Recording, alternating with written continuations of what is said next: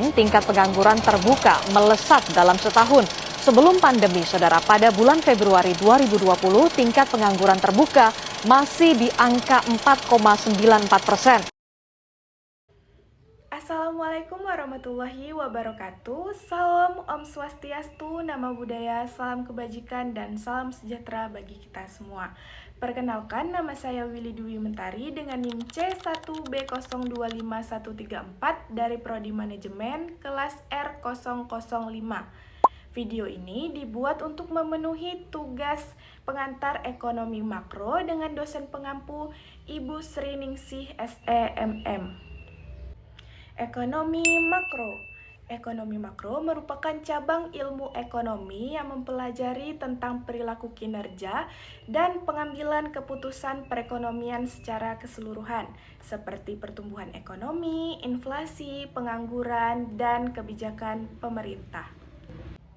Ekonomi makro bertujuan untuk mendorong pertumbuhan perekonomian, menciptakan lapangan pekerjaan, mengendalikan inflasi, dan mencapai neraca pembayaran.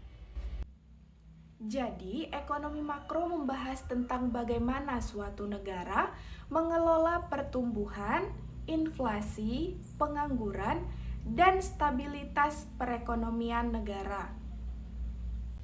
Perumpamaannya, ekonomi makro itu seperti Menteri Keuangan yang mengatur uang negara supaya semua kebutuhan rakyat terpenuhi, harga stabil, pekerjaan tersedia, dan ekonomi tetap maju. Secara singkat, ekonomi makro adalah cabang ilmu ekonomi yang mempelajari tentang perekonomian secara keseluruhan. Selanjutnya, apa sih perbedaan ekonomi mikro dan ekonomi makro? Yuk kita simak. Meskipun keduanya saling berkaitan, namun ada perbedaan dalam ruang lingkup, tujuan, dan contoh-contohnya. Ekonomi makro sebagai cabang utama dari ekonomi menangani isu-isu yang bersifat makro atau lebih luas, seperti pengangguran dan inflasi. Sementara itu, ekonomi mikro menangani satuan-satuan ekonomi individual yang lebih kecil, seperti rumah tangga dan perusahaan. Variabel ekonomi makro adalah indikator yang digunakan untuk mengukur dan menilai kondisi perekonomian suatu negara secara keseluruhan. Produk domestik bruto atau PDB adalah nilai total barang dan jasa yang diproduksi dalam suatu negara selama periode tertentu yang digunakan untuk mengukur pertumbuhan ekonomi.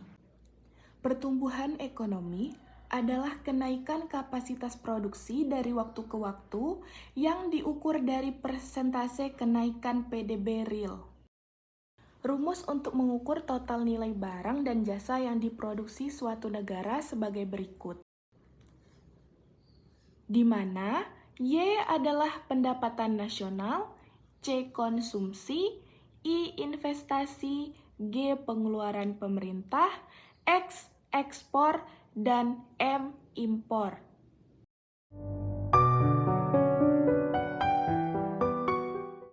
Kurangnya lapangan pekerjaan menjadi salah satu penyebab utama tingginya pengangguran. Penyebab pengangguran di Indonesia utamanya karena ketidakseimbangan antara pekerja dan pertumbuhan tenaga kerja, menyebabkan persaingan ketat, ledakan jumlah penduduk yang juga berkontribusi karena kurangnya lapangan pekerjaan yang cukup. Kurangnya lapangan pekerjaan menjadi salah satu penyebab utama tingginya pengangguran. Penyebab pengangguran di Indonesia utamanya karena ketidakseimbangan antara pekerja dan pertumbuhan tenaga kerja, menyebabkan persaingan ketat, ledakan jumlah penduduk yang juga berkontribusi karena kurangnya lapangan pekerjaan yang cukup.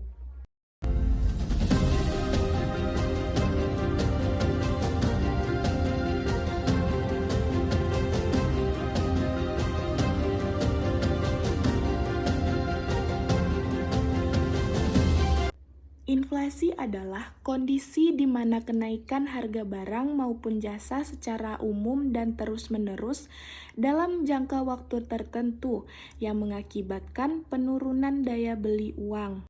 Penyebab utamanya yaitu kenaikan permintaan barang atau jasa, peningkatan biaya produksi, atau bertambahnya jumlah uang yang beredar. Yang berdampak, daya beli masyarakat menurun karena uang yang sama mendapatkan barang lebih sedikit, serta dapat mengganggu stabilitas ekonomi jika terlalu tinggi. Jadi, uang yang kita pegang saat ini, jika dibiarkan mengendap, nilainya akan turun. Kebijakan ekonomi makro. Yang pertama yaitu kebijakan fiskal untuk mengatur pengeluaran dan pendapatan pemerintah melalui pajak dan belanja negara. Dalam ekonomi makro, pajak adalah instrumen utama dalam kebijakan fiskal yang digunakan oleh pemerintah untuk mengatur stabilitas pertumbuhan ekonomi. Yang kedua, kebijakan moneter untuk mengendalikan jumlah uang yang beredar dan suku bunga oleh bank sentral. Bank sentral mengatur jumlah uang beredar dan mengatur suku bunga untuk menjaga stabilitas ekonomi. Dan yang ketiga yaitu kebijakan penawaran untuk meningkatkan efisiensi dan produktivitas ekonomi melalui reformasi struktural. Ini merupakan kebijakan pemerintah yang bertujuan untuk meningkatkan kapasitas produksi atau output perekonomian dengan cara memperbaiki sisi ekonomi jangka panjang jika kebijakan fiskal dan moneter fokus pada permintaan, maka kebijakan penawaran fokus pada produksi dan efisiensi jangka panjang. Sekian materi yang dapat saya sampaikan. Maaf jika ada kesalahan atau kekeliruan. Terima kasih. Saya akhiri. Wassalamualaikum warahmatullahi wabarakatuh. Bye-bye.